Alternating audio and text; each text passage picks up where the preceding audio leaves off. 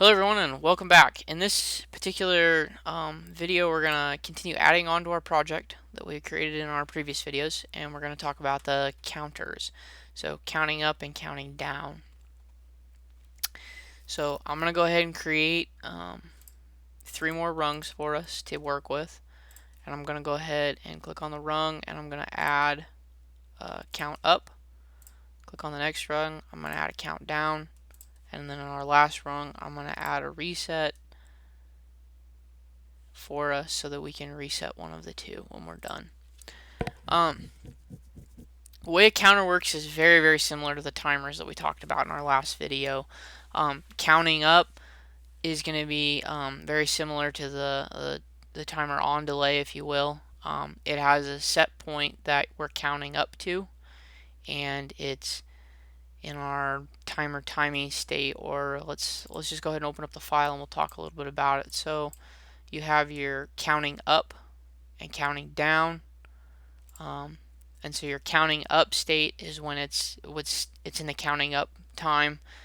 It goes off once we've hit the point that we need.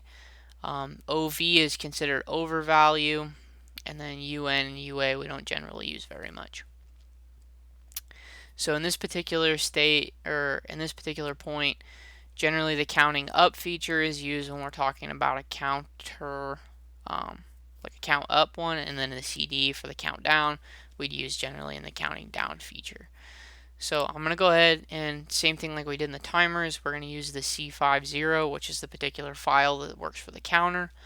We're going to take the C50 and we're going to drop that into the count up and into the counter point here. And then the C51, I'm going to put that in our count down timer. So in our particular case here is that our preset would be whatever we want it to set to. So let's say we need to count up to 25. Maybe we're counting parts along the way. Whatever we might have some multiple inputs into this particular rung that would give us the count up feature. And then same thing here. So we might say that we have 30 parts, but we need to make sure that all 30 of those get out before our timer ends here on the countdown feature. So once again, when we're counting up, once we hit the 25 parts, the done will come on, and then that gives us the input that we can send to something else.